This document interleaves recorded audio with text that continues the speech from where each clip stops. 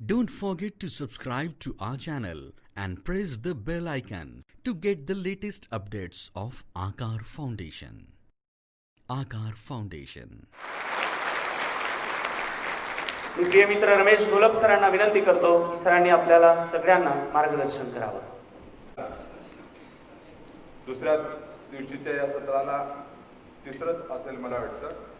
या सत्राला विचारपीठावरती उपस्थित असणारे माझे मित्र आदरणीय महेशजी लोंढे, ज्यांनी हे संमेलन आयोजित केलं ते रामजी वाघ, आणि ज्यांच्यासाठी हा सगळा संमेलनाचा सोहळा आयोजित केलेला आहे ते माझे सगळे विद्यार्थी मित्र आणि मैत्रिणी. खरं तर जिथं जिथं वन्समोर होतं तिथं तिथं मी ती गोष्ट सांगतो नेहमी, आताही सांगेन, कारण खूप धीर गंभीर चेहरे करून आपण बसलेले आहात. मी बऱ्याच ठिकाणी सांगतो. त्यांनी सांगितलं मगाशी बोलत असताना की काल प्रकट मुलाखत झाली आणि परत आज मला तुमच्यासमोर बोलण्यासाठी उभा केलंय. मग मी वन्समोरचा संदर्भ आला की ती गोष्ट सांगत असतो राजन वेळुकर सरांची, की जी मला आवडते छान. राजन वेळुकर सर एके ठिकाणी व्याख्यानासाठी गेले होते आणि त्यात ती गोष्ट त्यांनी सांगितली होती की एक गायक असतो, त्याच्या आयुष्यातला पहिला गाण्याचा कार्यक्रम असतो. तो स्टेजवरती येतो आणि गाणं म्हणतो. खाली उतरायला लागला की पब्लिकमधून आवाज येतो वन्समोर. त्याला भारी वाटतं, अरे आयुष्यातलं पहिलं गाणं, पहिला कार्यक्रम आणि तेही वन्समोर. पुन्हा म्हणायला लागतो, अगदी बेबीच्या देठापासून ओरडायला म्हणतो आणि पुन्हा खाली उतरायला लागला की पुन्हा आवाज येतो वन्समोर. 1 2 3 4 5 6 10 वेळा वन्समोर होतो. याच्या नरड्यात काही जीव राहत नाही. म्हणतो बास करा की राव, किती वेळा वन्समोर करता. पब्लिक मधून आवाज येतो, जोपर्यंत चांगलं म्हणत नाही ना तोपर्यंत वन्समोर करावा लागतो. आकार फाउंडेशननं माझ्या सत्राचं हे आजचं वन्समोर केलंय, कालच्या सत्राचं. आता उद्या नाहीये, त्यामुळे आज काही जरी बोललं तरी आता परत उद्या वन्समोर नाही होणार. मला विषय असा दिला त्यांनी की आईसोबत बांगड्या विकणारा मुलगा ते IAS अधिकारी. खरं तर या विषयाचा देण्याचा त्यांचाही कदाचित उद्देश हा असावा की आपण बघतो आजही महाराष्ट्रामध्ये ग्रामीण भागामध्ये शेतकऱ्यांची, कष्टकऱ्यांची, ज्यांचे आई वडील अजूनही आर्थिक समस्येशी संघर्ष करत आहेत, अशांची बरीचशी गुणवत्ता असणारी मुलं बऱ्याच वेळेला केवळ आपली आर्थिक परिस्थिती नाही किंवा आपल्यासमोर अडचणी आहेत म्हणून बऱ्याच वेळेला खचून जातात. तर अशा मुलांना जसं त्यांनी मगाशी उल्लेख केला की होय मी पण करू शकतो, हा आत्मविश्वास देण्याचा पर्पज किंवा तो हेतू किंवा तो उद्देश त्यांचा या विषय देण्यामागे असावा. आपल्या सगळ्यांना माहित आहे 2012 मध्ये माझा रिझल्ट आला UPSCचा. देशामध्ये 287वी रँक आली. 4 मेला रिझल्ट आला होता, 4 मे 2012ला. आणि त्याच्यानंतर 30 जून 2012ला म्हणजे बरोबर साधारणतः 2 महिन्यांनी माझा MPSCचा रिझल्ट आला. आणि त्याही परीक्षेमध्ये मी महाराष्ट्रामध्ये पहिला आलो. आणि त्याच्यानंतर महाराष्ट्रामध्ये मी जिथं जिथं फिरलो तिथं तिथं मी माझा संघर्ष प्रत्येक ठिकाणी सांगितला. आणि किंबहुना असं म्हटलं तरी चालेल की तो संघर्ष सांगण्यासाठीच मी फिरलो, कारण ज्यावेळेला मी प्रिपरेशन करत होतो त्यावेळेला हे मी कुणालाही सांगितलं नाही. कारण माझं असं म्हणणं आहे की महाराष्ट्रामध्ये राजे शिवछत्रपतींच्या महाराष्ट्रात जन्माला आल्याचा अभिमान बाळगत असाल तर सबबी सांगायच्या नाहीत, मोहीम फत्ते झाली म्हणून सांगायची. त्यामुळं मी ज्यावेळेला माझी मोहीम फत्ते झाली त्यावेळेला मात्र मी इतरांना सांगत फिरलो. कारण जर तुमच्या मनामध्ये असं येत असेल की माझ्यापुढे एक समस्या आहे, माझ्यापुढे 2 समस्या आहेत म्हणून मी करू शकत नाही, तर त्यांच्यासाठी म्हणून मी माझा जीवन संघर्ष होता तो सांगत फिरलो. आजही बघा ग्रामीण भागामध्ये तुम्ही जावा, आता इकडेही खूप चांगलं वातावरण आकार फाउंडेशनच्या माध्यमातून स्पर्धा परीक्षेच्या बाबतीत निर्माण होतं, याचा मनस्वी आनंद आहे. परंतु अजूनही ग्रामीण भागातल्या बऱ्याचशा मुलांमध्ये, बऱ्याचशा पालकांमध्ये स्पर्धा परीक्षेच्या बाबतीत खूप सारे गैरसमज आहेत. म्हणजे अगदी स्पर्धा परीक्षा करण्यासाठी पोरानं कसं असावं याच्या बाबतीत इतके गैरसमज त्याच्यामध्ये आहेत की म्हणजे त्यांना इंग्लिश मीडियम, पहिली तर अट असते की त्यांना अतिशय श्रीमंत घरात जन्माला आलं पाहिजे, त्याचे आई वडील शिकलेले असलेले पाहिजेत, त्यानं त्याच्या घरात कुणीतरी डेप्टी कलेक्टर वगैरे असला पाहिजे तर पोरगा कलेक्टर होतो. म्हणजे नाही का डायरेक्ट कलेक्टर व्हायचं म्हणजे असं काय नाही, त्याच्या घरात अगोदर कुणीतरी असावं लागतं. इंग्लिश मिडियमच्या शाळेमध्ये शिकावं लागतं, पुण्या मुंबईला जाऊन ग्रॅज्युएशन किंवा महाविद्यालयीन शिक्षण घ्यावं लागतं, त्यानंतर दिल्लीला जाऊन ट्युशन करावं लागतं, कमीत कमी 5 वर्ष तरी अभ्यास करावा लागतो, इंटरव्ह्यू मॅनेज होतात, तिथं थोडीशी ताकद लावावी लागते. आणि हे सगळं असून पुन्हा नशिबात असावं लागतं. म्हणजे ह्या सगळ्या अटीत जर एखादा बसत असेल, म्हणजे अभ्यास तर करावाच लागतो, म्हणजे ते तर खूप मोठी अट आहे, पण त्याच्या व्यतिरिक्त ह्या सगळ्या गोष्टी असेल तर अधिकारी होता येतात, अशी एक चुकीची गैरसमज बऱ्याच जणांच्या मनामध्ये असतो. आणि मग मी ज्याला कम्पेअर करतो, ज्याला माझा रिझल्ट आल्यानंतर मी ह्या सगळ्या गोष्टींकडे बघायला लागलो की पहिली अट जर बघितली की आई वडील शिकलेले असले पाहिजेत. माझी आई बांगड्या भरण्याचं काम करायची, अजूनही ती बांगड्या भरते, ती कोणत्याही शाळेमध्ये गेली नाही, सो तिला अजूनही कळत नाही, म्हणजे मी तिला कलेक्टर आणि तहसीलदार या दोन गोष्टी कळतात. आणि श्रीमंत घरात जन्माला यायला पाहिजे म्हटलं तर ज्या वेळेला 2012 साली माझं सिलेक्शन झालं त्यावेळेला आम्हाला राहायला घर नव्हतं. गावामध्ये मावस बहिणीचं एक घरकुल होतं इंदिरा आवासचं, त्याच्या एका रूममध्ये ते राहायचे, मावस बहीण आणि त्याची 2 मुलं आणि तिचे मिस्टर, आणि एका रूममध्ये मी, माझी आई आणि माझा मोठा भाऊ राहायचा. त्यामुळे श्रीमंत असणं या अटीत मी बसत नव्हतो. इंग्लिश मिडियमच्या शाळेत जायला पाहिजे असं म्हणतात, तर मी जिल्हा परिषदेच्या शाळेमध्ये शिकलो, म्हणजे महागावमध्ये माझं प्राथमिक शिक्षण झालं. त्याच्यानंतर असं म्हटलं जातं की आई, म्हणजे घरात जे मगाशी अट केला की अगोदर कोणतरी क्लास 1 असला पाहिजे, तर पुढं मग त्याच्या पिढीत सुपर क्लास 1 होतं. तर तसंही माझ्या घरात काही नव्हतं अजिबात. म्हणजे ज्या घरात मी वाढलो, ज्या कुटुंबात किंवा ज्या एकंदरीत व्यवस्थेमध्ये मी वाढलो होतो, त्यात मी शिक्षक होणं हे सुद्धा खूप जग जिंकल्यासारखी गोष्ट होती. आणि मग त्याही अटीमध्ये मी नव्हतो. पुण्या मुंबईला जाऊन शिकावं लागतं असं म्हणतात, तर मला गर्व नाही पण अभिमान आहे. यशवंतराव चव्हाण महाराष्ट्र मुक्त विद्यापीठातून ग्रॅज्युएट झालेला माणूस आहे, आणि त्यातून ग्रॅज्युएट होऊन पण IAS होता येतो. मग त्याही अटीत मी नव्हतो. दिल्लीला जावं लागतं असं म्हणतात. मी आयुष्यात पहिल्यांदा दिल्ली इंटरव्ह्यूसाठीच बघितले, त्याच्या अगोदर कधी दिल्लीला गेलो नव्हतो. परत असं म्हणतात की मॅनेज करावं लागतं. मगाशी सांगितलं, ज्यावेळेला सिलेक्शन झालं त्यावेळेला राहायला घर नव्हतं, मॅनेज कुठून करणार? मॅनेज वगैरे काही नसतं इथं.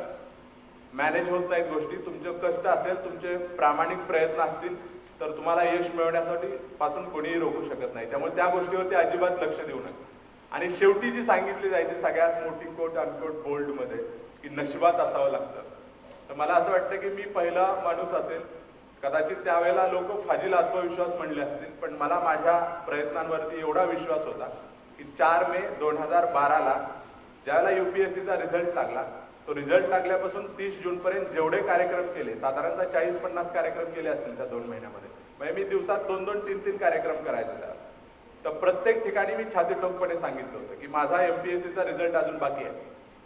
1600 मार्क्सची मेन्स लिहिलेली आहे, 200 मार्काचा इंटरव्ह्यू दिलाय, 200 पैकी 110 जरी पडले तर मी महाराष्ट्रात पहिला असेल.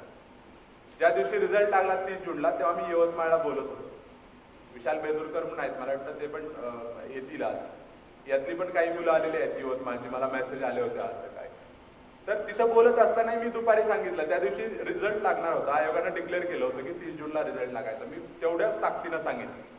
हे कशासाठी उल्लेख करतोय पुन्हा, की निकालाच्या अगोदर सुद्धा मी तासभर सांगितलं होतं, कारण आमचा जो कॉन्फिडन्स असतो, तुम्ही बघा एखाद्या पोराने 10वी-12वीची परीक्षा देऊन येऊ द्या, त्याला विचारायचं परीक्षा देऊन एक्झाम हॉलमधून बाहेर आलं की किती मार्क्स पडतील, आता आमचं 90 कुठंच गेले नाहीत, काही होऊ दे, 15 दिवस जाऊ द्या, पुन्हा विचारायचं किती मार्क्स पडतील.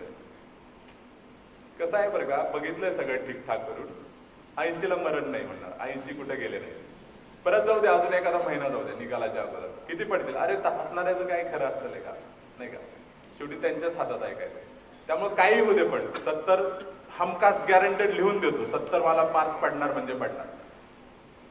निकालाच्या आधी विचारा, तास 2 तास किंवा आदल्या दिवशी किती पडतील. घरच्यांची इच्छा आहे पास झाला तर बस झालं, आपलंही काय, म्हणजे हा आमचा कॉन्फिडन्सचा आलेख असतो. तर मी अगदी 30 एप्रिल म्हणजे 30 जूनला पण तेवढ्याच छातीठोकपणे सांगितलं की अजून एखाद्या तासाने रिझल्ट लागेल. असतील 200 पैकी 110, तर अजून 1 तासानं तुमच्या समोर बोलणारा रमेश घोलप MPSC मध्ये महाराष्ट्रात पहिला असेल.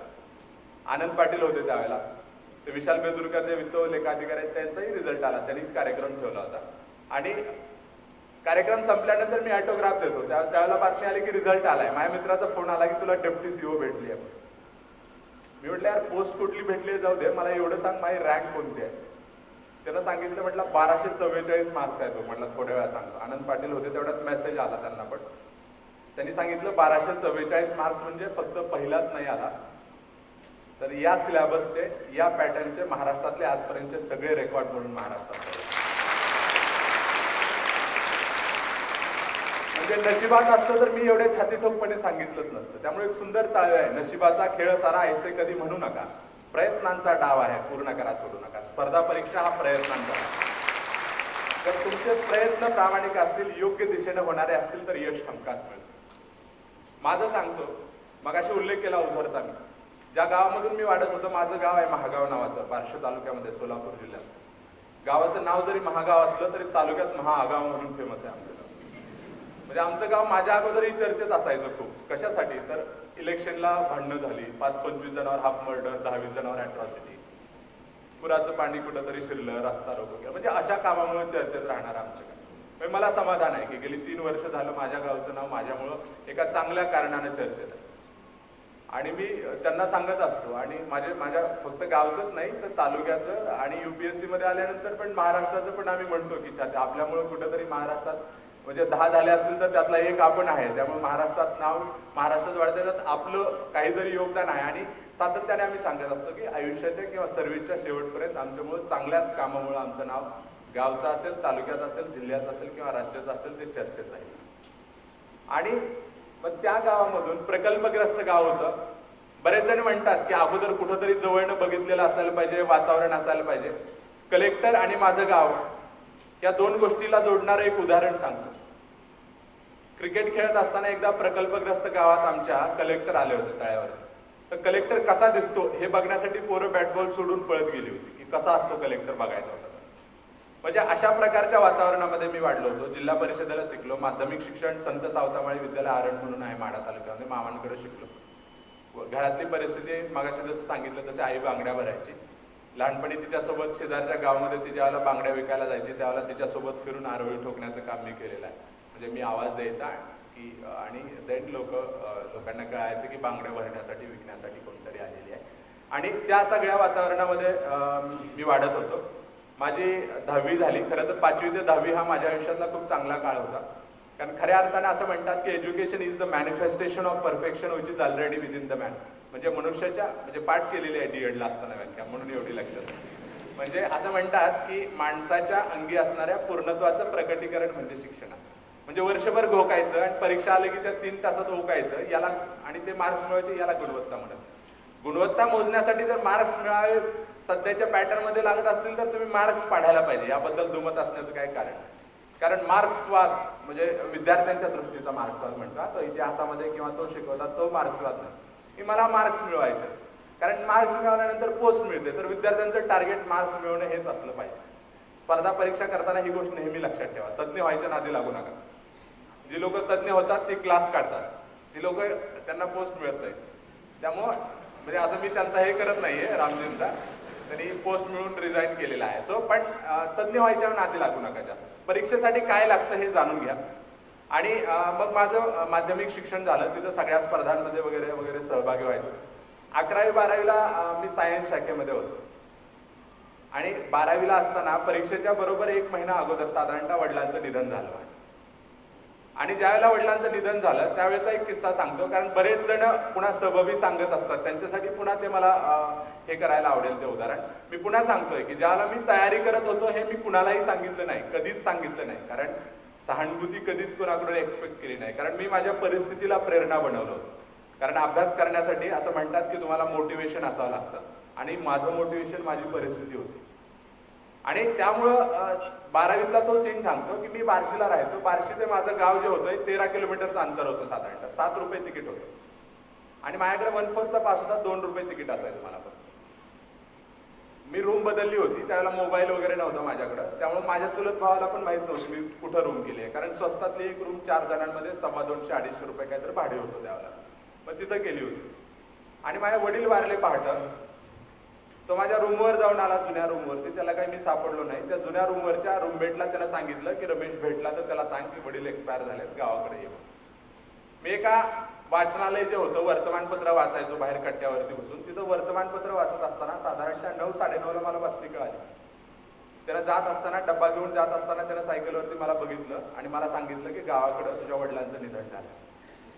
ज्या पोराला कळतं की आपले वडील वारलेले आहेत, तो पोराची पहिली मनात येत असेल की पटकन जावं, बघावं. मला सायकल घेऊन माझ्या रूमवरती जावं लागलं, कारण माझा पास जो होता 1/4चा तो माझ्या रूमवरती होता. तो पास घेतला. मांगडे चाळ म्हणून बार्शीमध्ये एक चाळ आहे, त्या चाळीवरती गेलो मी. तिथं माझे चुलते राहायचे. सायकल लावली तिथं, ते निघून गेले होते लवकर. तिथं रडत बसलो, कारण त्यावेळेला माझ्या खिशात 2 रुपये पण नव्हते. रडत बसलो. शेजारचा मुलगा आला, किशोर नावाचा. त्यानं विचारलं की अरे तू इथं कसं काय? त्याला सांगितलं यार सुदैव दुर्दैव म्हणून माझ्या खिशात पैसेच नाही. सुदैव कसलं म्हणजे किती परिस्थिती विचित्र असते याचंच ते उदाहरण होतं. माझ्याकडे पैसे नाही येत म्हटलं. मग त्यानं 3-4 रुपये आणून दिले आणि ते घेऊन मी गावाकडे गेलो. म्हणजे 2005 सालची ही घटना आहे. म्हणजे खूप काहीतरी खूप वर्ष झालेत असं काही नाही. म्हणजे मी हे तुम्हाला काय सांगतोय की खूप छोट्या छोट्या कारणामुळे आपण आयुष्याकडे अतिशय निराश होऊन बघत असतो. त्यामुळे ज्याला संकटी अडचणी येतात ना त्याला असं समजा की ज्याच्याकडे ती पेलण्याची, ज्यांच्याकडे त्याला सामोरं जाण्याची क्षमता असते त्याच्याकडेच ती येतात. असं म्हणतात की तावून सलाखून निघाल्याशिवाय सोन्याला झळाळी येत नाही. त्यामुळे जर तुम्हाला जास्त संकट अडचणी येत असतील तर असं समजा की तुम्ही सोनं आहात. आणि दुसरं एक छान वाक्य असतं की चांगला खलाशी कधी शांत समुद्रावर तयार होत नाही, त्यासाठी समुद्र खवळलेलाच असावा. तर जर तुम्हाला अडचणी संकट येत असतील तर त्याला सकारात्मकतेनं घ्या. कारण येणाऱ्या संकटांबरोबर येणाऱ्या अडचणींबरोबर संधी पण येत असते. फक्त त्या संधीचा शोध घ्यायला शिका. याचं उदाहरण सांगेन. जसं मी आता उल्लेख केला की बघा अडचण संकटे असतात पण त्याच्याकडे बघण्याचा दृष्टिकोन कसा असला पाहिजे. मला वाटतं वि. स. खांडेकरांचा, इफ आय एम करेक्ट, त्यांचा हा उतारा आहे त्यांच्या एका पुस्तकातला, की त्यात त्यांनी सांगितलंय की बघा अडचणी संकट आहेत पण त्याच्यातून संधी कशी असते आणि त्या संधीचा शोध घेऊन त्या संधीचं सोनं कसं केलं पाहिजे. ते सांगतात की एखाद्या अरण्यात वाट चुकावी, विश्रांतीसाठी एखाद्या झाडाखाली बसावं, तिथं विंचू असावा, त्याला मारण्यासाठी दगड उचलावा, त्याच्या खाली साप निघावा, त्याच्यापासून जीव वाचवण्यासाठी पळत असतानाच वेलींनी आच्छादलेल्या एखाद्या विहिरीत पडावं, पाण्यात भली मोठी मगर असावी, तिनं वेध घेण्यापूर्वीच एखाद्या छोट्याशा फांदीचा आधार घ्यावा, फांदीवरती भला मोठा अजगर निघावा, वर येण्याची धडपड करत असतानाच विहिरीच्या काठावरती शिकारीच्या शोधात असणारा एखादा वाघ दिसावा, त्याच्या भीतीनं फांदीवरचा तोल सुटावा, त्या फांदीवरती असणाऱ्या मधमाशांच्या पोळीचा भडका उडावा, त्या मधमाशांनी सर्वांगाचा चावा घ्यावा, पण अशाही परिस्थितीमध्ये त्या मधाच्या पोळीतून पडणारे थेंब तोंडाने झेलण्याचा प्रयत्न करावा. याला जीवनाची खरीखुरी ताकद. जीवन म्हणजे अनंत आव्हान, प्रदीर्घ साहस आणि पात्रतेची कसोटी आहे. त्यामुळे आली संकट तर त्या संकटांवरती असं म्हणतात त्याच्या छाताडावरती उभं राहून यशाकडे मार्गक्रमण करत. ज्यावेळेला 2009 मध्ये माझ्या वडिलांचं निधन झालं, मग अशी मी सांगितलं, परीक्षा दिली. परीक्षा दिल्यानंतर मला 88.50% मार्क्स होते 12वीला. तरी एका सरांनी मला द्यायला आग्रह केला म्हणून मी दिली, अदरवाईज मी गॅप घेणार होतो. 93-94% साधारणतः ग्रुपिंग होतं. फिजिक्स, केमिस्ट्री आणि बायोलॉजी होता माझा. फिजिक्स मार्क्स होते. तरीही केवळ ग्रामीण भागातलं शिक्षणाचं सूत्र, कमी काळात कमी खर्चात सरकारी नोकरी, त्याच्यामुळं मला डीएडला जावं लागलं. डीएडला गेलो, पण खऱ्या अर्थानं मला असं वाटतं की मला अधिकारी व्हायचा हा विचार मला त्या काळात रुजला माझ्या मनामध्ये. कारण शेवटी बघा प्रत्येक जण ज्याला ठरवतो ना की मला अधिकारी व्हायचं, त्याचं एक काहीतरी कारण असतं, त्याला काहीतरी बेस असतो. मला असं वाटतं की तो माझा बेस डीएडच्या त्या 2-2.5 वर्षात तयार झाला. सामाजिक संघटनांवरती काम केलं, राजकीय संघटनांमध्ये काम केलं, विद्यार्थी संघटनांवरती काम केलं, तंटामुक्त समिती, नेहरू युवा मंडळ, सगळ्यांवरती काम करत असताना भाषणं ठोकली सगळ्या राजकीय सभेत. कोणत्या पक्षाचे विचारू नका, पण ठोकली, भाषणं ठोकली सगळीकडे. त्यातून समाज खूप जवळून बघता आला आणि कुठंतरी मनात असं वाटतं लोकांच्या समस्या जवळून बघता आला. जर काम करायचं असेल तर खूप चांगली क्षेत्र आहेत. आयदर प्रशासनात खूप मोठ्या पदावरती जा किंवा राजकारणात जा. राजकारणात जायला काय काय लागतं तुम्हाला माहिती आहे, त्यामुळे त्यात म्हटलं आपण बसत नाही, प्रशासनात आपण जाऊया. आणि प्रशासनात ही खूप जवळून अनुभवलेला माणूस, आता गावात त्या कलेक्टर आलेला बघितलं होतं, पण निवेदन द्यायला ज्यावेळेला तहसीलदारकडे जायचं एखाद्या आंदोलनाचं, त्याला कुठंतरी मनात वाटायचं की मी तहसीलदार असतो तर हे काम मी केलं असतं. त्यावेळी मी सातत्याने सांगतो, कालही मी ते वाक्य म्हटलं होतं की लोकांसाठी काम करण्याची तळमळ हीच माझी प्रशासनात येण्याची प्रेरणा आहे. आणि मरेपर्यंत प्रेरणेची बेईमानी कधी करणार. जेवढं शक्य आहे लोकांसाठी जेवढं काही करता येईल तेवढं करत. आणि मग त्यावेळेला निर्णय घेतला की चला आता आपल्याला तयारी करायची आहे. बघा जसं तुम्ही आज उद्या निर्णय घ्याल की मला स्पर्धा परीक्षा करायची आहे, तुमच्या मनात जे प्रश्न येतील ते प्रश्न माझ्याही मनात आले त्यावेळेला, किंवा ती संकट त्या समस्या माझ्याही समोर होत्या. माझ्यापुढे सगळ्यात पहिली समस्या होती, पुण्याला जायचं असेल तर पैसे कुठून आणायचे. कारण जसं मगाशी सांगितलं, आई बांगड्या भरायची त्याही वेळेला. आणि त्यावेळेला कामाला गेल्यानंतर म्हणजे गावात खूप काही कामं नसतात, खेडेगावात खूप काही नसायची, तर ते द्राक्षाच्या बागा वगैरे असायच्या आजूबाजूच्या गावांना, ते जीपमध्ये बसून सगळ्या बायका कामाला जायच्या. साधारणतः 100, 100, 150 रुपये मिळायचे त्यावेळेला. आणि म्हणजे अगदी 30च्या 30 दिवस काम केलं तर 4,500 रुपये मिळायचे. आणि ते तर प्रॅक्टिकली पॉसिबल नसतं, म्हणजे घर बाकी सगळं. त्यामुळे साधारणतः 20 दिवस पकडून चला, म्हणजे 3,000 रुपये यायचे घरात. आणि पुण्यामध्ये राहायचं म्हटलं तर 5-5.5 हजार रुपये तरी लागतात साधारणतः विदाऊट क्लास कोचिंग. फक्त राहणं, मेस आणि पुस्तकं थोडीफार काय मासिकं वगैरे घ्यायची म्हणून. तर त्यावेळेला शेवटी बघा त्या वपू काळेंच्या पुस्तकातलं वाक्य आहे की आयुष्यात संकट, अडचणी, समस्या सगळ्यांनाच येतात, पण प्रत्येक अडचणीचं, प्रत्येक संकटाचं काहीतरी उत्तर असतं. काहीचं उत्तर वेळ असतं, काहीचं पैसा असतं, काहीचं मित्र असतील, काहीचं कष्ट असतं. तुम्ही करायला पाहिजे, ते शोधायला पाहिजे. आणि मग मी त्यावेळेला काय केलं, आमच्याकडे प्रायव्हेट फायनान्सवाले काही लोक फिरायचे, गाई घेण्यासाठी कर्ज द्यायचे 18,000 रुपयांची महिलांना. शेजारच्याची गाई दाखवली, तिच्याच कानाला बिल्ला हल्ला, ही गाई घेतली म्हणून. राजकारणात असल्यामुळे काही गोष्टी जमत होत्या. ते केलं आणि त्याचे 18,000 रुपये उचलले आणि त्यातल्या काही पैशांची पुस्तकं घेऊन मी पुण्याला गेलो सप्टेंबर 2009 मध्ये. हे पुन्हा स्ट्रेस करून यासाठी की स्पर्धा परीक्षा करायचा असेल तर तो निर्णय खूप लहानपणी घ्यावा लागतो, असा एक गैरसमज आहे की नाही, खूप लहानपणापासून ठरवावा लागतो. सप्टेंबर 2009 मध्ये मी ठरवलं की मला स्पर्धा परीक्षा करायची आणि तहसीलदार व्हायचं म्हणून मी पुण्याला गेलो. पुण्याला गेल्यानंतर मित्रांनी, ज्याला अहिल्या म्हणून एक कॅम्पस आहे तिथं गेल्यानंतर सुहास म्हणून माझा एक मित्र होता. मग तिथं गेल्यानंतर मला विचारलं आहे की कशाची प्रिपरेशन करायला आलाय. तर मी सांगितलं तहसीलदार व्हायला आलोय म्हटलं. त्यांनी माझी भरपूर हवा करून ठेवली होती तिथं की एवढे एवढे मार्क्स आहेत, एवढे वक्तृत्व स्पर्धा गाजवले. डीएडला असताना सगळी कामं केली मी, म्हणजे अगदी घरातल्या म्हणजे लग्नामध्ये ज्या भिंतीवरती चित्र काढतात, भालदार, चोपदार, थर्माकोल, पेंटर, पोस्टिंग, सगळी कामं केली. पोस्टरची वगैरे कामं केली, स्पर्धा केल्या, वक्तृत्व स्पर्धा. त्यामुळे त्यांनी माझं एवढं हवा केली होती की इतका हुशार आहे, इतकी माणसं आहेत, 10वीला एवढी आहेत, 12वीला एवढी आहेत, वक्तृत्वाच्या स्पर्धा जिंकलेल्या आहेत. आणि ज्याला मी तिथं जाऊन म्हटलं त्या पोरांमध्ये की मला तहसीलदार व्हायचं म्हणून मी आलोय, त्यानं साईडला घेतलं आणि सांगितलं आमची इज्जत घालू नको. म्हटलं तुझी भरपूर हवा केली आहे, तू तहसीलदार व्हायचं काय म्हणू नको, कलेक्टर व्हायची परीक्षा द्यायला आलोय असं. सप्टेंबर 2009 मध्ये मी असं ठरलं माझं की मला कलेक्टर व्हायचं. आणि मग कागदावरती प्रश्न लिहून काढले सगळे. युपीएससी म्हणजे काय हा माझा पहिला प्रश्न होता. म्हणजे तिथपासून सुरुवात झाली, कारण ग्रामीण भागातल्या पोरांना माहित नसतं. युपीएससी एमपीएससी एवढं ऐकलं असतं. अजूनही बरेच जण IAS ला ISIS म्हणतात. म्हणजे जिथं जिथं जाईल ना गावाकडं कार्यक्रम ठेवले की ISI अधिकारी, असं वाटतं की आयला आमचं सेंटर ट्रेनिंग तिकडं मसुरीला होतं, तिकडं पाकिस्तानमध्ये नाही होत, नाही का, कुठपर्यंत सांगावं. आणि त्यामुळे युपीएससी म्हणजे काय इथपासून सुरुवात होती माझी. सप्टेंबर 2009 मध्ये अतुल लांडे म्हणून सर आहे, त्यांच्याकडे गेलो. युपीएससी म्हणजे काय, मराठीतून देता येते का, किती विषय, कोण, जे काही मनातील ते सगळं कागदावरती लिहून काढलं. कारण माझं म्हणणं आहे माणसानं चांगलं जाणून घेण्यासाठी कधी लाजू नये, आणि पुन्हा भरपूर कळतंय म्हणून लाजू नये. गेलो त्यांच्याकडे, सगळं विचारलं आणि अभ्यासाला सुरुवात केली. सप्टेंबर 2009 ते एप्रिल 2010 माझ्या आयुष्यातला सगळ्यात जास्त अभ्यास केला मी त्या काळात. म्हणजे जेवढं अभ्यास असं म्हणतात ते म्हणजे आपण म्हणतो मंतरलेले दिवस होते ते माझ्या आयुष्यातले अभ्यासाच्या बाबतीत. कारण त्याच्या अगोदर असं होतं की वर्षभर सगळे धिंगाणे करायचे आणि एक्झामच्या अगोदर 1 महिना अभ्यास करायचा, रिझल्ट लागला की पहिला नाही तर दुसरा नंबर असायचा. ते आजपर्यंत शैक्षणिक करिअर होतं. पण इथं आल्यानंतर मी अक्षरशः म्हणजे दररोज 15-16 तास अभ्यास कोणी करत नाही, प्रॅक्टिकली पॉसिबल पण नसतं ते. पण कधी कधी 18 तास पण केला असं. शेवटी अभ्यास करत असताना माझं असं टेक्निक होतं की जोपर्यंत तुझं मन लागतं तोपर्यंत करायचा. कारण असं म्हणतात अभ्यास करताना कधी घड्याळ बघू नये, अभ्यास करत नसताना घड्याळाकडे बघा. तर ज्या वेळेला शक्य असेल, जितकं शक्य असेल तेवढं करायचो आम्ही अभ्यास. कधी कधी 3-4-5 तासही झाला असेल, पण जेवढा वेळ अभ्यास केला तेवढा प्रामाणिकपणे करायचो. बरेच जण विचारतात किती तास अभ्यास करायला पाहिजे, किती तास केलाय यापेक्षा कसा केलाय, हे सुद्धा एवढं गुळगुळीत झालंय वाक्य आता, नाही का. अभ्यास किती केला यापेक्षा कसा केला याला खूप महत्व आहे, पण ते इम्पॉर्टंट आहे. सो रिपीट झालं तरी काय हरकत नाही. तर तुम्ही क्वालिटी अभ्यास करा.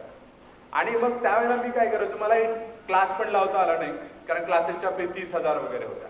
सो 1-2 सरांना भेटून मी माझी परिस्थिती सांगितली आणि त्यांना सांगितलं की सर मी 1 महिन्यातून किंवा 15 दिवसातून तुमच्याकडे येऊन तुमचे 20-25 मिनिट घ्यायचे. अभ्यास कसा करावा, स्ट्रॅटेजी कशी असावी याबद्दल मी डिस्कस करायचो आणि सेल्फ स्टडी करायचो. आणि मला तर असं वाटतं जी मुलं यशस्वी होतात त्यातलं सगळ्यात महत्त्वाचं कारण असतं त्यांनी सेल्फ स्टडी केलेलं असतं. म्हणजे खूप डिपेंड राहू नका कुणावरती आणि कुणालाही ब्लाइंडली फॉलो करू नका. म्हणजे स्पर्धा परीक्षा म्हणजे स्पून फिडिंग नाही, एसटी मध्ये लावलेलं त्या जाहिरातीसारखं, बाळाला द्या बॉन बाळ होईल गुटगुटी छान आहे, असं काही नसतं. कुणीतरी भरवावं सगळं, शिकवावं सगळं आणि मग मी ते सगळं आत्मसात करावं, मग पेपरमध्ये लिहावं, अधिकारी व्हावं, असा प्रकार अजिबात नसतो. स्वतः अभ्यास करायची सवय लावा. जेवढं स्वतः अभ्यास कराल तेवढं परीक्षेमध्ये तुम्हाला उपयोगी पडतं. आणि मग मी त्यावेळेला सेल्फ स्टडी करत होतो. माझे सगळ्यात चांगले 2 गुरु स्पर्धा परीक्षेतले मागच्या 2-3 वर्षाचे क्वेश्चन पेपर आणि सिलेबस मी पाठ केला होता. म्हणजे अक्षरशः ज्याला तोंड पाठ करणं म्हणतात त्या पद्धतीने पाठ केला. कारण ज्यावेळेला तुम्ही वाचता, वर्तमानपत्र घेतलं आणि एखादा लेख वाचायला लागला तर तुम्हाला ते सिलेबस असा आठवला पाहिजे की हे कुठे येऊ शकतं. हे प्रिलिम्सला उपयोगी पडेल का मेन्सला उपयोगी पडेल? जर मेन्सला येणार असेल तर कशात येऊ शकतं? किंवा निबंध समजा एसएचा पेपर आहे तिथं उपयोगी पडू शकतं का? जीएस मधला कुठला एखादा टॉपिक आहे त्याच्याशी रिलेटेड आहे आलं तर किती मार्कापर्यंत येऊ शकते? त्यामुळे त्याला किती वाचायचं डेप्थमध्ये हे पण ठरवता येतं. नाही तर बऱ्याच वेळेला ज्या विषयावरती मॅक्झिमम 2, 3, 4 मार्कालाच क्वेश्चन येऊ शकतो त्याच्यासाठी जर 2 दिवस वाचत बसलात तर त्याला काय अर्थ नाही. त्यामुळे सिलेबस, त्या सिलेबसमधल्या टॉपिकनुसार कोणते टॉपिक फोकस केले जातात, किती मार्क्सपर्यंत त्या टॉपिकवरती मॅक्झिमम विचारलं जातं, हे सगळं तुमच्या डोक्यामध्ये फिट असलं पाहिजे. आणि मग त्यावेळेला मी अभ्यास केला, म्हणजे खूप अभ्यास केला त्यावेळेला. आणि त्यावेळेला माझं 3rd इयर चालू होतं ग्रॅज्युएशनचं मुक्त विद्यापीठामधून. सामाजिक कार्याच्या नादातून 2nd इयरचे पण 2 पेपर ठेवलेले होते आणि असे म्हणून ते 8 पेपर मी मे मध्ये दिले आणि मे मध्येच माझी प्रिलिम्स पण होती.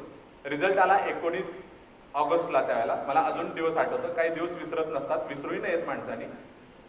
सायकल घेतली, रेंजर सायकल होती माझ्याकडं. रिझल्ट आलेली बातमी कळली, सायकल घेतली, कॅफेमध्ये गेलो. 2, 3, 4 वेळेला माझं सीट नंबर ते टाकून बघितलं पण काही सापडलं नाही. ज्या परीक्षेला आयुष्यात सगळ्यात जास्त अभ्यास केला होता, दुर्दैव होतं, निराशाजनक होतं पण वास्तव होतं, ते स्वीकारावं लागलं. त्या परीक्षेत मी फेल झालो होतो. सायकल घेतली आणि झेड ब्रिजवर गेलो. पहिल्यांदा झेड ब्रिज त्या नादानं तरी बघितलं. जी मुलं पुण्यात राहतात त्यांना माहिती आहे झेड ब्रिज म्हणजे काय कन्सेप्ट आहे. बसलो तिथं, मित्र आले माझे, त्यांनी समजावून सांगितलं. निराश झालं होतं पण माहित होतं की काही चुका झाल्या असतील आपल्या. फॉर एक्झाम्पल, मी एक्झामचं सेंटर माझं औरंगाबाद दिलं होतं त्यावेळेला. हॉलमधून बाहेर पडल्यानंतर काही गोष्टी कळल्या होत्या, कारण ह्या प्रश्नाचं उत्तर मी हे लिहिलंय पण ते हे असायला पाहिजे होतं, याचं हे लिहिलंय. म्हणजे हे का सांगतोय, कारण वर्षभर काय केलं यापेक्षा त्या 2 तासात काय केलं हे इम्पॉर्टंट आहे. त्यामुळे त्या 2 तासाच्या टाइम मॅनेजमेंटची सवय लावा. अभ्यास जर करायला सुरुवात केली असेल तर काही टप्पे सांगतो, ते सगळे टप्पे फॉलो करा. म्हणजे त्यातली स्ट्रॅटेजी तुमची ऑन असू द्या पण साधारणतः एक ढोबळ टप्पे ज्याला आपण म्हणतो, तर त्यातले पहिल्यांदा तुम्ही तुमची क्षमता ओळखून ठरवा की तुम्हाला कोणती परीक्षा द्यायची. काय होतं सांगतो, माणूस पेटतो, कुणाचं तरी ऐकतो असं आणि किंवा कुणाला तरी अधिकारी बघतो, त्याचं काम बघतो आणि पेटून उठतो की नाही आता मला करायचंय आणि मी IASच होणार, IPSच होणार किंवा IRS होणार, वाटेवर. आणि 1-2 वर्ष अभ्यास केल्यानंतर लक्षात येतं की अरे पास व्हायला जेवढे मार्क्स लागतात त्याच्या 50% पण येत नाहीत आपल्याला 2 वर्ष झालं. मग परत म्हणतो की नाही आता MPSC बघू, जरा ट्राय करू. मग हे कशासाठी, तर ते आपण सारे अर्जुन नावाचं पुस्तक आहे, त्याच्यामध्ये एक फार सुंदर उदाहरण आहे बघा. स्टार्टला 1-2 प्रकरणात आहे. एक मांजर सकाळी सकाळी रस्त्यावरती येतो, सूर्य उगवायला लागलेला असतो आणि त्या सूर्यामुळे त्या मांजराची भली मोठी सावली पडलेली असते. स्वतःच्या सावलीकडे बघत मांजर म्हणतं आज भूक भागायची असेल तर एखाद्या वाघाची शिकार केल्याशिवाय पर्याय नाही. वाघ तरी आज मारला पाहिजे, त्याशिवाय पोट भरणार नाही. थोडा वेळ जातो, सूर्य थोडा वर येतो, सावली थोडी कमी होते, थोडी भूक जास्त लागलेली असतात. ते म्हणतं वाघ नाही मिळाला तरी चालेल, एखादा गाढवाची शिकार करू, गाढव मिळालं तरी बसून. अजून थोड्या वेळानं पुन्हा वर येतो सूर्य, सावली त्याची कमी होते, भूक पुन्हा वाढलेली असते. ते म्हणतं वाघ नाही मिळाला तरी चालेल, गाढव नाही मिळाला तरी चालेल, एखादं कुत्रं तरी आज पाहिजे 100% भूक भागायला. आणि असं करत करत शेवटी सूर्य डोक्यावरती, सावली पायात घुटमळत असते, भुकेनं जीव व्याकुळ झालेला असतो, नाही मिळालं तर मरतं की काय अशी अवस्था असते. त्या व्याकुळ अवस्थेमध्ये त्याच्या तोंडातून बाहेर पडलेलं वाक्य असतं, वाघ नको, गाढव नको, कुत्रही नको, उंदराचं एखादं पिल्लू मिळालं तरी बस होईल. व्याकुळ अवस्थेमध्ये माणसाला स्वतःची जी ओळख होते ना ती खरी वास्तवता असते. त्यामुळे असं व्हायला नको की गेला UPSCचा निर्णय घेतला, 1-2 वर्ष काहीच नाही मिळालं, मग MPSC, पुन्हा PSI, ST, असिस्टंट, तलाठी, ग्रामसेवक, शिपाई, ज्याची जाहिरात येईल त्याची सगळ्यांचे फॉर्म भरत. त्या असं नका करू. पहिल्यांदा निर्णय स्वतःच्या क्षमतेला ओळखून घ्या. सिलेबस बघा, क्वेश्चन पेपर बघा, तुमचं एकंदरीत तुमचं बॅकग्राऊंड काय, एज्युकेशनल तुमचं IQ काय आहे, एकंदरीत तुमच्याकडे किती वर्ष आहेत प्रिपरेशनची, घरची परिस्थिती काय आहे, ह्या सगळ्या गोष्टींचा विचार करून उपलब्ध वेळ किती आहे आणि तुमची क्षमता काय, ह्या सगळ्यांचा विचार करून तुम्ही ठरवा की मला ही परीक्षा द्यायची. आणि तो निर्णय तुमचा स्वतःचा असला पाहिजे. उगीच कोणतरी म्हणतं म्हणून नका करू. म्हणजे मला ज्यावेळेला कलेक्टरची परीक्षा द्यायला सांगितलं त्यांनी, पण मी सिलेबस बघितल्यानंतर मला ते वाटत होतं माझ्या आवाक्यात आहे म्हणून मी कंटिन्यू केलं, अदरवाईज मी सोडून दिलं असं. पण त्या गोष्टीचा तुम्ही विचार करा की आपली क्षमता आहे का.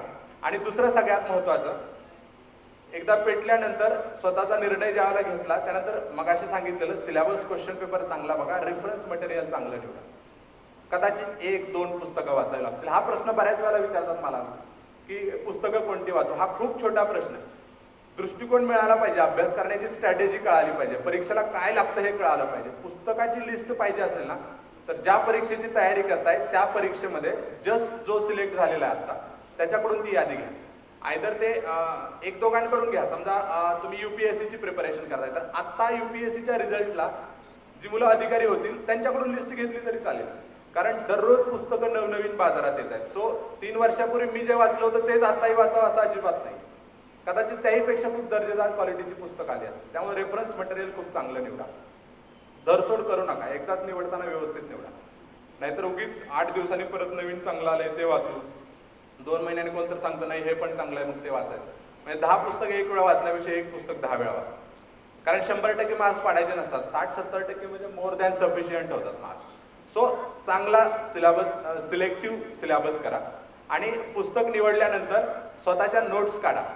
Specially mains point of view, जर UPSC मेन्सचा जर विचार केला तर नोट्स काढणं खूप गरजेचं आहे.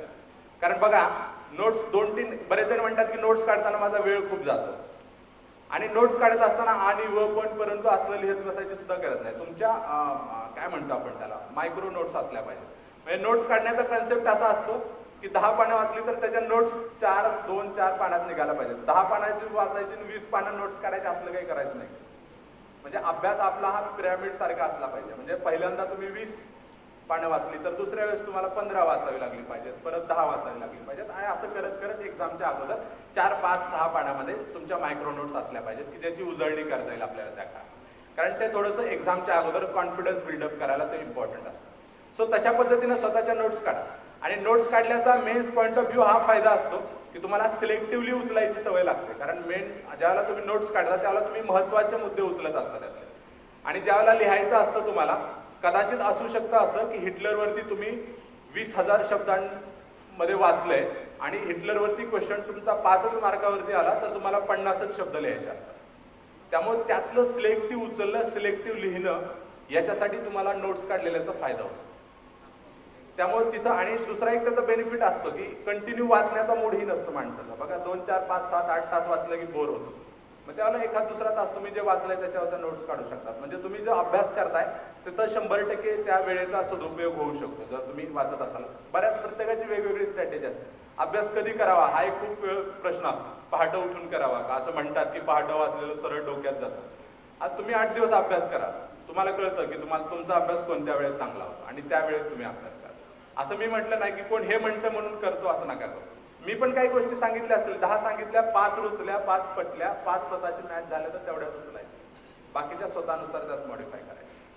त्यामुळे अभ्यास, फॉर एक्झाम्पल माझा अभ्यास जो होता, दुपारी 3 वाजता मी बसलो की संध्याकाळी जोपर्यंत झोप लागत नाही तोपर्यंत 1-2 वाजेपर्यंत आम्ही चांगला अभ्यास करतो. तेव्हा प्रत्येकाचा एक प्राईम टाईम असतो, तो शोधा आपला काय आहे ते आणि त्यानुसार अभ्यास करा. आणि तो टप्पा झाला म्हणजे स्वतःच्या नोट्स काढणं, हा टप्पा झाला की रिव्हिजन करा. कारण इथं पण बरेच जण चूक इथं होते बघा. एकतर आपलं काय करतो सांगतो, आपण फक्त प्रिलिम्सला पण शेवटच्या क्षणापर्यंत वाचतो, अगदी त्या रूम मध्ये जाईपर्यंत. मेन्सला पण अगदी पेपर वाटत असतात आतमध्ये तरीही आम्ही वाचत असतो बाहेर, आणि मग शेवटी पळत पळत जातो, चला झाले वाटून सगळे. आणि इंटरव्ह्यूला पण त्या हॉलमध्ये जायच्या आधी पण बाहेर चेअरवर बसून बिचारा वाचतच असतो. त्यामुळे फक्त वाचणं एवढं एकच काम करतो आम्ही, तर तसं नको. म्हणजे वाचणं, लिहिणं, म्हणजे लिहिणं इन द सेन्स नोट्स काढणं, आणि त्याच्यानंतर त्याचं रिव्हिजन करा. कारण नवीन जो पॅटर्न आहे ना त्याच्यामध्ये जे क्वेश्चन आहेत त्याचा जर विचार केला तर रिव्हिजन करणं ही खूप इम्पॉर्टंट तुमची स्टेप आहे त्यातली. कारण एक काळ होता की प्रश्न विचारले जायचे, प्लासीची लढाई किती तारखेला झाली, पर्याय 23 जून 1757, 22 जून 1757, 23 जून 1758, 22 जून 1858. आणि ज्याला माहित असेल 23 जून 1757 झाली त्याने त्याला टिक करायचं, 1 मार्क्स 2 मार्क्स वाटेवर जे काय असेल ते मिळून जायचे. पण तशा प्रकारचे प्रश्न खूप कमी यायला लागले. हल्ली प्रश्न अनालिटिकल विचारतात थोडं, की प्लासीच्या लढाईबद्दल खालील वाक्यांचा विचार करा. मग 4 वाक्य दिली जातील आणि त्या 4 वाक्य दिल्यानंतर खाली पर्याय असतात की यापैकी बरोबर वाक्य कोणती ते सांगा. आणि पर्याय असतो केवळ 1 बरोबर, 1 व 2 बरोबर, 1, 2, 3 बरोबर आणि सर्व बरोबर. आता वाचलं जर असेल आणि रिव्हिजन झाली नसेल तर त्या 4 पैकी 1, 2, 3 आठवत असतात पण एखादा आठवत नाही रिव्हिजन झाली नसेल. मग त्याचं नेतृत्व कोणी केलं होतं, त्यांनी केलं होतं का यांनी केलं होतं. पण अशा प्रकारच्या काही चुका होतात, त्याच्यामुळे रिव्हिजन करा. रिव्हिजन खूप इम्पॉर्टंट आहे. आणि त्यावेळेला काय होतं, माणसाचा इगो पण असतो की अरे मी प्लासीची लढाई वाचून पण त्याच्यावरचा प्रश्न सोडवू शकत नाही म्हणजे काय, त्यावर सोडून पण देत नाही माणूस, रिस्क घेतो. अर्थात रिस्क ही घ्यावीच लागते काही प्रश्नांसाठी, पण असे नको की जे आपण वाचले त्यातले पण प्रश्न एखादी रिव्हिजन झाली असती तर जे शुअर शॉट येणार होते ते पण आपले त्या 50-50 मध्ये गेले. 50-50 माहित आहे ना, हे का ते असं, मग ते प्रोबॅबिलिटीनुसार 10 सोडवले तर त्यातले 5 तरी बरोबर यावे आणि मग आम्ही प्लसमध्ये राहू. असे एक स्ट्रॅटेजी असते, ते पण सांगेन मी थोडं. बट तसं नको व्हायला. सो रिव्हिजन करा. आणि त्याच्या पुढचा एक महत्वाचा टप्पा आहे की एक्झामच्या अगोदर क्वेश्चन पेपर सोडवायची सवय लावा. कारण प्रिलिम्सला अजून अर्धा तास वेळ मिळाला असता तर अजून जर अर्धा तास जास्त दिला ना तर अजून जेवढे पास होतात त्याच्यात 10 पट जास्त सिलेक्ट होतील, मला वाटतं पास होतील. वेळ पुरला नाही एवढी एकच समस्या असते बऱ्याच वेळेला. सो त्या 2 तासाचं व्यवस्थित मॅनेजमेंट तुमचं झालं पाहिजे. त्या दृष्टीनं क्वेश्चन पेपर सोडवायचा सवय लावा. आणि मेन्स पॉईंट ऑफ व्ह्यूचा जर विचार केला तर खरं तर युपीएससीचा मुख्यचा विचार केला तर ती लिहिण्याचीच परीक्षा आहे. म्हणजे प्रिलिम्स वाचण्याची असेल, टाइम मॅनेजमेंटची असेल, तर मेन्स लिहिण्याची परीक्षा आहे. त्यामुळे मेन्सला एक सर होते, ते मला म्हणायचे की रमेश, प्रिलिम्स झाल्यानंतर जर कोणी मेन्सला पण वाचतच बसत असेल तर तो मूर्खपण आहे. प्रिलिम्स झाल्यानंतर मेन्सचा जो काळ असतो त्याच्यामध्ये लिहित बसलं पाहिजे त्याने, की क्वेश्चन घ्यायचे, सोडवायचे, क्वेश्चन आन्सर सोडवत राहायला पाहिजे. आता एखाद्याचा अभ्यासच झाला नसेल तर त्यानं तसं करावं असं मी अजिबात म्हणणार नाही. कारण माझा तर प्रिलिमचा रिझल्ट आल्यानंतर मी युपीएससीची मेन्सची पुस्तकं गोळा केली होती 2 महिने, ते 2 महिन्याच्या अभ्यासात. पण ज्याला चांगला वेळ असेल त्यानं प्रिलिम्स द्यायच्या, म्हणजे प्रिलिम्सचा अभ्यास सुरू करायच्या अगोदर ऑप्शनल मेन्सचा तयार असावा, अशी एक आयडियल सिच्युएशन असते. जर नसेल तर आता प्रिलिम्स आहे, प्रिलिम्स सुरू करा. प्रिलिम्स झाल्यानंतर पण सफिशियंट वेळ असतो, कारण आता प्रिलिम्स मला वाटतं ऑगस्टला का काहीतरी आहे. आणि जर याच्या अगोदरपासून मागच्या 1-1.5 वर्षापासून करत असाल आणि मेन्स काहीच झालं नसेल तर अजून 1-1.5 महिना तुम्ही जो वेळ करताय त्यातला 50% मेन्सच्या ऑप्शनलसाठी दिला तरी चालेल. आणि सायमल्टेनियसली तुम्ही 50% वेळेमध्ये प्रिलिम्स करत राहा. आणि मग ते पेपर सोडवण्याची प्रॅक्टिस झाल्यानंतर मग तुम्ही एक्झामसाठी तयार असाल असं मी म्हणेन. आणि ह्या सगळ्या टप्प्यातून जावा. म्हणजे मी पुन्हा याच्याकडे आलो होतो कारण खरं तर मला ते सांगायचं होतं, पण काही गोष्टी पण ज्या मिस होतात तुमच्याकडून त्या तुम्हाला सांगायला वाटतं. डेन माझ्या पण प्रिलिम्सला जसं मी फेल झालो तसं मी माझ्या चुका शोधल्या, काय चुकलं आहे ते. कारण चुका होतात, पण एका दगडाला 2दा ठेचकाळू नका. काय चुकलं हे शोधा. मुलं अयशस्वी होतात याचं एक कारण सांगा मेन. असं जर मला कोणी विचारलं तर मी सांगेन की एखादा अटेम्प्ट दिल्यानंतर त्या अटेम्प्टमध्ये काय चुका झाल्या हे न शोधणं आणि त्या चुका न सुधारणं हे सगळ्यात मोठी चूक असते मुलांची. कारण बघा, तुम्ही देता एक्झाम, एखाद्याची प्रिपरेशन करता आणि त्याचे पेपर सोडवल्यानंतर एक्झाम दिल्यानंतर माझे मार्क्स नेमकं गेले कुठे. मी अगोदर ठरवले होते की मला एवढे मार्क्स आणायचे. प्रत्येकाची एक स्ट्रॅटेजी असते की मला प्रिलिम्सला समजा 200 मार्क्स आणायचे, तर मी कुठून आणीन हे ठरवतो प्रत्येकजण, ठरवायला पण पाहिजे. आणि मग मला जर पडले नाही तर ते कुठून गेले, माझे कोणत्या विषयातले गेले आणि त्यातले कोणत्या टॉपिकचे गेले, इथपर्यंत आपलं अनालिसिस व्हायला पाहिजे त्या सोडवलेल्या क्वेश्चन पेपरचं. तर तशा पद्धतीने करा, चुका शोधा आणि पुन्हा अभ्यासाला लागा. कारण ते अपयश आलं होतं मला पहिलं, त्यानंतर माझ्या आवडत्या सुविचारानं मला आधार दिला होता. तो सुविचार असा होता, हरणं हा काही कलंक नव्हे, कारण हरण्याचं धैर्य ज्याच्या अंगी असतं तोच लढण्याची हिंमत दाखवतो. त्यामुळे मी पुन्हा अभ्यासाला सुरुवात केली. SISCला माझं सिलेक्शन झालं. दरम्यानच्या काळात आई ग्रामपंचायत निवडणुकीत हारली होती. UPSCचा पराभव झाला. UPSCचा नाही, माझा पराभव झाला UPSC मध्ये. प्रिलिम्स फेल झालो. आईचा पराभव झाला ग्रामपंचायत निवडणुकीमध्ये. सातत्यानं अपयश, खचणं किंवा पेटून उठणं, त्यातली दुसरी गोष्ट झाली माझ्या बाबतीत. मग गाव सोडून गेलो, गावात सांगून गेलो की आता त्याच दिवशी परत येईन ज्या दिवशी माझा क्लास 1 अधिकारी होईल, तोपर्यंत गावात पाऊल ठेवणार नाही. 18 महिने गावाकडे गेलो नाही. ज्या दिवशी गेलो त्या दिवशी मिरवणूक काढली. कॉन्फिडन्स एवढा होता, एक्झामच्या अगोदर म्हणजे रिझल्ट लागायच्या अगोदर ज्यावेळेला दिल्लीवरून इंटरव्ह्यू देऊन आलो UPSCचा, त्यानंतर UPSCचा रिझल्ट आठवडाभरात यायचा साधारणतः, आणि त्याच्या अगोदर MPSCचा इंटरव्ह्यू महिनाभरापूर्वीच दिला होता. बार्शीत जाऊन एका डिजिटलवाल्याकडे जाऊन फोटो सुद्धा काढून आलो. म्हणजे अगोदर राजकारणात असल्यामुळे आमच्याकडे डिजिटलचं खूप फॅड आहे. मग जाऊन आम्ही मिटिंग घेतली होती एक मित्रांनी की मिरवणूक कशी काढायची. बघा, याला ओव्हर कॉन्फिडन्स सुद्धा म्हणले असते काय, पण माझा एवढा विश्वास होता माझ्यावरती, मी एवढं चांगल्या पद्धतीनं एवढं नेटक्यापणानं केलं होतं, सगळे पेपर एवढे ताकदीनं लिहिले होते की मला खात्री होती एखादा नाही चालला, दुसरा नाही चालला तरी पण मला पोस्ट मिळेल. इंटरव्ह्यू पण माझे चांगले गेले होते. कारण सगळ्यात महत्त्वाचं, मला परीक्षा कळली होती. मी खूप कमी काळात अभ्यास केला. म्हणजे पहिले ते 7-8 महिने आणि त्यानंतरचे 4-5 महिने फ्लॉप गेले, म्हणजे गावाकडे इलेक्शन वगैरे, त्यानंतर 6-7 महिने. खूप कमी काळ अभ्यास केला मी, पण योग्य दिशेने केला होता. परीक्षेला नेमकं काय लागतं हे कळलं होतं. आता जर मला काय विचारलं तर बऱ्याच गोष्टी मला त्यातल्या आठवणार नाहीत, येणारही नाहीत, पण त्याला मार्क्स पडले बस झालं. मार्क्स मिळवणं हेच उद्देश असलं पाहिजे. जसं मग असे म्हटलं की जर कारण बरेच जण अभ्यास करताना म्हणतात अरे अधिकारी व्हायचं म्हणजे हे पण माहिती असायला पाहिजे. इतकं तज्ज्ञ होऊ वाटत असेल तर अगोदर अधिकारी व्हा, मार्क्स पाडा, वर्षभराची सुट्टी काढा अभ्यासासाठी, तज्ज्ञ व्हा, परत अभ्यास करा.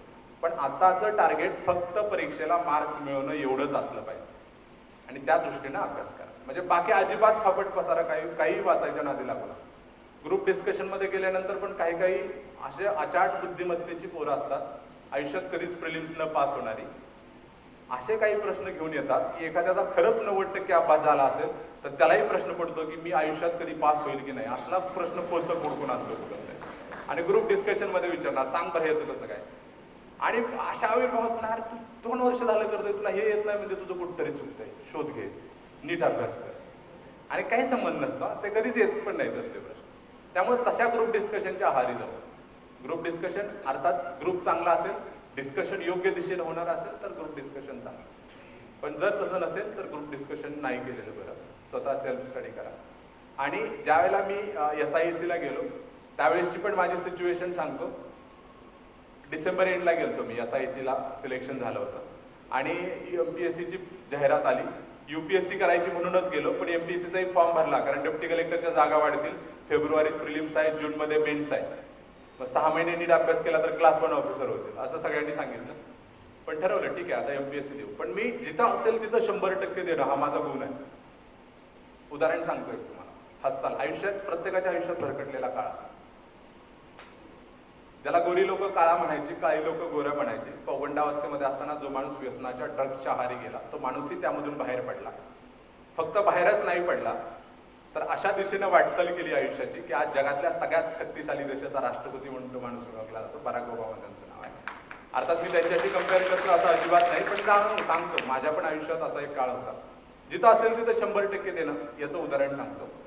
मी ज्याला पुस्तकात लिहिलेलं आहे, ज्यावेळेला माझं D.Ed झालं होतं त्यावेळेला आमच्या गावाकडे गोटे खेळताना मला 500 रुपये आले.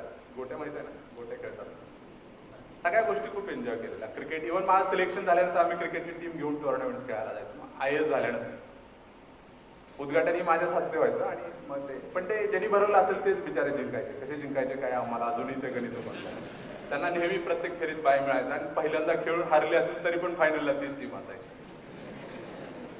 आणि मग तिथं जायचो आम्ही.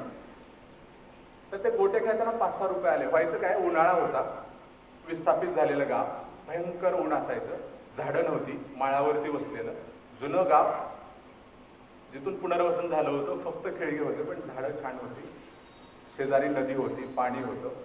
पोरं काय करायची, जनावरं घ्यायची आणि राखायला जायची आणि जनावरं द्यायची सोडून झाडाखाली बसायचं आणि दिवसभर पत्ते खेळत बसायचे. 6 रुपये खिशात, नाही का. गेलो 2-4 दिवस प्रेक्षक म्हणून, बसायचो त्यांच्या पाठीमागे. त्या खेळातला प्रेक्षक असणारा मी खेळाडू कधी झालो मला कळलंच नाही. आणि परफॉर्मन्स इतका चांगला होता की महिन्यात मोठ्या टीम मध्ये दाखल. त्याला सहकारी कोण, माझे रिटायर शिक्षक, मिलिटरीतली रिटायर झालेली लोक, गावातले सावकार, माजी सरपंच, सोसायटीचे चेअरमन, आणि ह्या लोकांमध्ये मी डाव खेळायचा. इतका खेळायचा की सकाळी 9 वाजता सावध शोधत येणं म्हणतात ना, स्टँडकडे यायचं असं, कोण दिसतोय का जोडीदार. चहा प्यायलं की त्याचाच वेध लागायचं, कोण दिसतोय. एखादा दिसला की आज चला जाऊन बसू, नाही येऊ दे की नाही चला बसू तरी येत आहेत आपोआप. म्हणजे टीम स्पिरिट किंवा ते सगळं जे असतं ना की आपला चला नाही जाऊ आपण, येतील ते सगळं, विश्वास आहे मला, असं जाऊन बसायचं. ज्याचं पान चालू असणं हा एक प्रकार असतो. आय डोंट नो इकडे काय म्हणतात त्याला. डाव खेळत असताना ज्याचं सारखं डाव होत असतो ना त्याला पान चालू आहे असं म्हणतात. ज्याला पान चालू असतं ना ते जबाबदारी घ्यायचा की ही उठून नाही गेली पाहिजे दिवसभर, कारण त्याला पैसे यायचे ना. दुपारी म्हटलं ना अरे जेवायला जायचं, नाही नाही इथंच मागू, काय पाहिजे ते सांगा मागव. आणि मग संध्याकाळ झाली, पास आता बस करू, उठू, नाही नाही 100 मार्काचे गोड होते. आणि लास्टला मोबाईलच्या बॅटरीत उजेड दाखवून डाव, म्हणजे शेवट राचवाय. म्हणजे अगदी 10, 12, 13 तास तिथे खेळायचं. 100% गिव्ह 100%. ते व्यसन होतं, वाईटच होतं. त्यामध्ये चर्चा करायचं काही कारण नाही. आईला प्रचंड टेन्शन यायचं, त्याला पोरगं वाया गेलं की काय असं वाटायचं. मी सांगितलं होतं उन्हाळा संपला की मी सोडून देईन सगळं, संपणाऱ्या उन्हाळ्याच्या साक्षीनं मी त्या डावाला तिलांजली दिली. हे खूप मोठं वाक्य वाटतं ना. आणि ते व्यसन होतं, वाईट होतं, पण मी आजही जेव्हा उपहासाने म्हणतो मी विनोदाने की माझ्या यशात उन्हाळ्यातल्या त्या 2 महिन्याचा खूप मोठा वाटा आहे. कारण एका ठिकाणी अभ्यासाला 10-10 तास बसायची सवय मला त्या उन्हाळ्याला लागली. याचा अर्थ इथून उठलं की डाव शोधत जाऊ नका, कुठल्या दुकानात मिळतो घेऊ आणि 10-10 तास बसायला शिकावं. असं काही नसतं. फक्त मला हे सांगायचं की कधी कधी माणूस भरकटतो, पण भरकटलेलं आपल्या लाईनवरती या. कारण आयुष्यातला हा काळ आहे. जर तुम्हाला विचार करायचा असेल की माझ्या आयुष्याबद्दल मला सिरियसली विचार करायचा आहे, तर तो आता करा.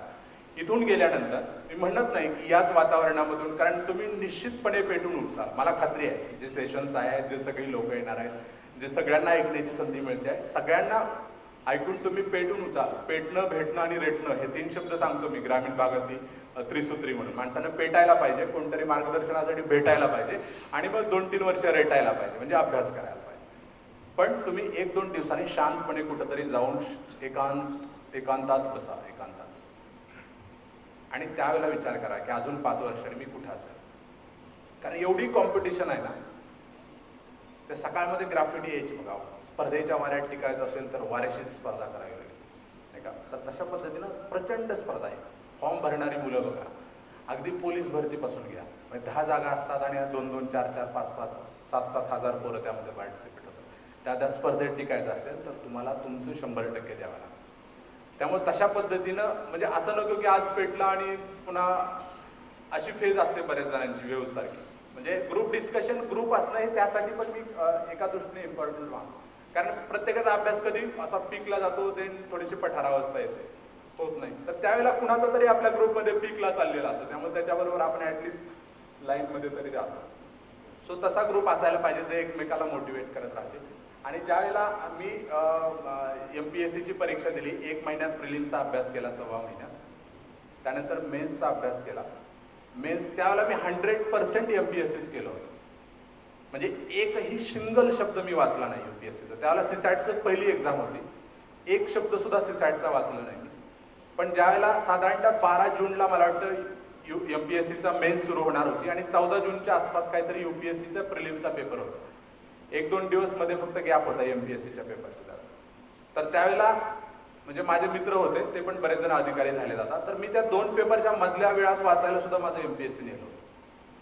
म्हणजे मी एवढ्या ताकदीने केला होता माझा MPSC. कारण MPSCची एक्झाम द्यायची असेल तर केवळ पोस्ट मिळवायची म्हणून नाही, महाराष्ट्रात पहिला यायचं म्हणून द्यायची, अशी ठरवूनच दिली होती. आणि तशाच पद्धतीने अभ्यास करा.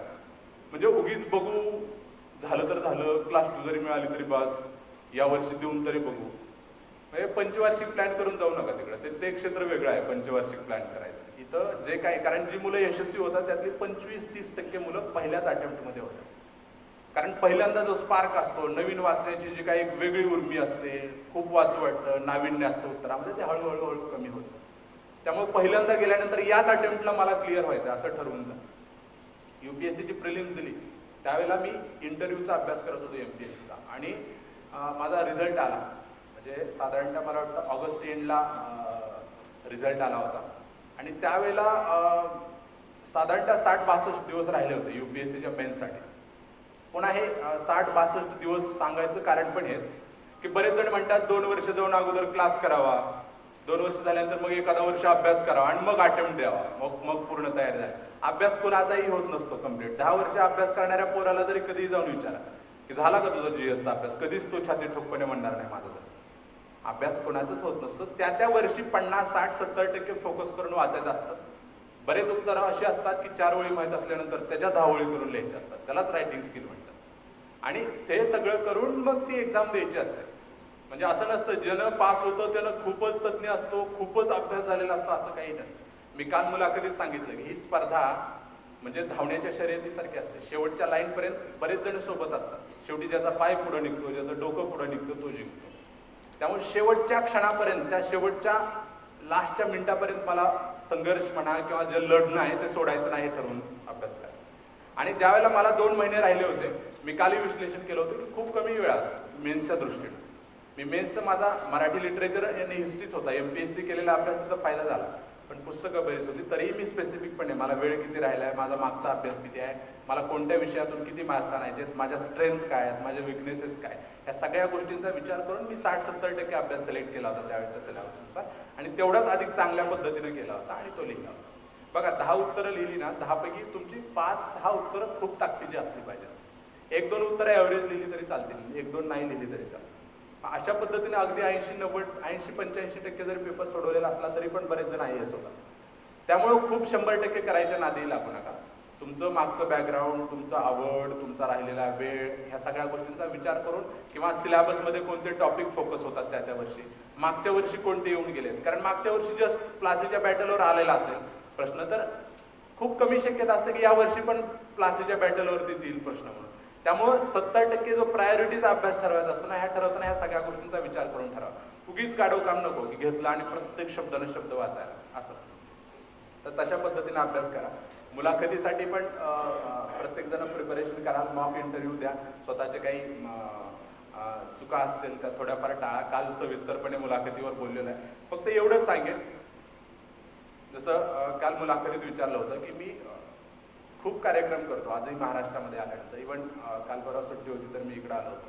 पर्पज फक्त एकच होतं की जे मी अनुभवलं होतं ना, की इतकी विचित्र परिस्थिती ती मार्गदर्शनाच्या बाबतीत. पुण्यात गेल्यानंतर जसं मी सांगितलं की तसं मी माझं सिलेक्शन झाल्यानंतर पहिल्यांदा IAS ऑफिसरला भेटलो. त्याच्या अगोदर मी कधी IAS ऑफिसरला भेटलो नव्हतं. इंटरव्ह्यूच्या काळात माझा रूममेट होता, त्याचा एक रिलेटिव्ह IRS होते, त्यांना भेटता आलं होतं मला, डांगे म्हणून होते. म्हणजे हे होते. आणि आज हे सगळं स्पर्धा परीक्षाची जी चळवळ उभा राहिली आहे महाराष्ट्रामध्ये, आणि यात ग्रामीण भागातले रिझल्ट बघा, ग्रामीण भागातली कष्टकऱ्यांची, शेतकऱ्यांची, सरकारी शाळेत शिकलेली, महानगरपालिकेच्या, जिल्हा परिषदेच्या, नगरपालिकेच्या शाळेत शिकणारी मुलं अधिकारी होत आहेत. आणि ग्रामीण भागातले काही पालक पण इथं उपस्थित असतील. माझं आपल्या सर्वांना पण विनंती आहे की बऱ्याच वेळेला आम्ही नावं ठेवत असतो की अधिकारी आमचं काम करत नाहीत, शेतकऱ्यांच्या प्रश्नाकडे लक्ष देत नाहीत, हे होत नाही, दाखला मिळत नाही, हे वगैरे वगैरे वगैरे. हे कुठं तर वाचलेलं वाक्य होतं. जर एखाद्या गोष्टीला नावं ठेवायचं असेल तर त्या गोष्टीत सुधारणा करण्याची पण तयारी ठेवा. पोराला सांगा, नाहीत ना करत तर पोराला सांगा, तू अधिकारी हो, तू त्या खुर्चीवरती जाऊन बस आणि तू आमच्या सगळ्यांच्या समस्या सोडव. त्यामुळे तुम्ही जर तुमचा मुलगा करायचं म्हणत असेल प्रिपरेशन, तर कृपया त्याला पाठिंबा द्या. कारण तलाठी, ग्रामसेवक, पंक्चरचं दुकान, कोल्ड्रिंकचं दुकान टाकायचं, ह्याच्या पलीकडे अजून पण आपण जायला तयार नाही. कोणती पोस्ट दुय्यम आहे मला म्हणायचं अजिबात नाही. क्षमतेचा पूर्ण वापर न करणं हा गुन्हा असतो. त्या पोराकडे जर क्षमता असेल तर त्याला त्याच्या क्षमतेचा वापर करू दे आणि तुम्ही त्याच्या पाठीमागं 100% उभा राहा. मला खात्री आहे की आज इथं आलेली मुलं मुली जे काय ते इथून उठताना निश्चितपणे एक विधायक दृष्टिकोन घेऊन उठतील. मला म्हणायचं नाही सगळ्यांनीच अधिकारी व्हावं, पण ज्याही क्षेत्रात जायचं त्या क्षेत्रात सर्वोच्च स्थानी जायचं स्वप्न बघा. ते स्वप्न घेऊन आज इथून उठा. रामजींनी अतिशय चांगला हा कार्यक्रम आयोजित केला, मी त्यांना मनापासून धन्यवाद देतो. एक व्हॉट्सअपचा मेसेज होता, तो मेसेज तुम्हाला सांगतो. छान आहे, फक्त फॉरवर्ड करायचा नाही. कधी कधी एखादा आवडला तर ते मोटिवेट पण व्हायचं त्याच्याकडून. तसा मला आवडलेला मेसेज होता. जी माणसं ध्येयाकडे नजर ठेवून वाटचाल करत असतात ती सातत्यानं धडपडत असतात. लोकांच्या मध्ये ती धड नसतात कारण ती सातत्यानं पडत असतात, पण खऱ्या अर्थानं ती पडत नसतात कारण पडता पडता ती घडत असतात. त्यामुळे पडत जा, घडत जा, यशाची प्रत्येक पायरी दिमाखानं चढत जा. ज्याही क्षेत्रात तुम्हाला जायचं त्या क्षेत्रात तुम्हाला उज्ज्वल यश लाभो अशी सदिच्छा या ठिकाणी व्यक्त करतो. संधी मिळाली की सोडायची नसते, ह्याचं एक उदाहरण आहे. म्हणजे गेला अर्धा एक तास पाऊण तास जे काही बोललं असेल ते, ज्यांनी संधी दिली त्यांचे आभार. माझं प्रेम व्यक्त करण्याची संधी दिली माईकवरचं त्याबद्दल, कारण माईकवर प्रचंड प्रेम करणारा माणूस आहे मी. तर ती संधी दिली त्याबद्दल आकाराचं मनापासून अभिनंदन, आभार मानतो. त्यांना उज्ज्वल भवितव्यासाठी तुम्हालाही सगळ्यांना शुभेच्छा देतो. आणि महाराष्ट्रामध्ये बऱ्याच ठिकाणी गेल्यानंतर ज्या वाक्यानं मी माझ्या भाषणाचा शेवट करतो त्याच वाक्यानं मला इथंही करायला आवडेल. भाषणाच्या सुरुवातीला आपल्या सगळ्यांचा मित्रमैत्रिणी म्हणून उल्लेख केला आहे. भविष्यात सहकारी मित्र म्हणून उल्लेख करण्याची संधी द्याल अशी सदिच्छा या ठिकाणी व्यक्त करतो. आपल्यामध्ये बरेच जण मला भविष्यात माझ्या प्रशासनातले सहकारी म्हणून भेटतील. या सदिच्छेसह आपल्या सगळ्यांना मनापासून शुभेच्छा. जय हिंद, जय भारत.